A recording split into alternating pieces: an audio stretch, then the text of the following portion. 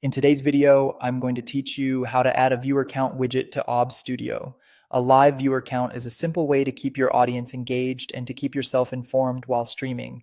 We'll grab the viewer count from Streamlabs and display it in OBS Studio as a browser source so it updates automatically during your stream. Start by opening a web browser and heading to streamlabs.com. Log into your account, then go to your dashboard and look for the widgets section. This is where Streamlabs hosts a variety of overlay elements you can embed into OBS. Find the viewer count widget, open it, and copy the unique widget URL provided. That URL is what powers the live count inside OBS, so keep it private and don't share it publicly.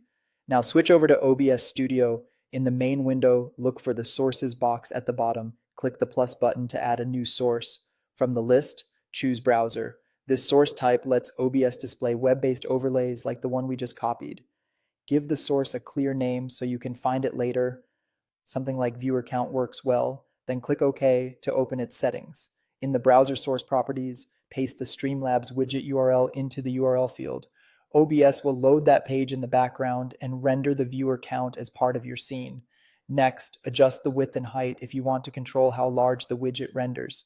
If you're not sure, leaving the defaults is perfectly fine. You can always resize it directly in the canvas afterward. When you're set, click OK. You should now see the widget appear in your scene with a red bounding box. Use the corners to scale it to the size you prefer and drag it where you want it to live, typically near the top or bottom corner where it won't cover important content. If you use multiple overlays, place the viewer count above your gameplay layer in the sources list so it stays visible.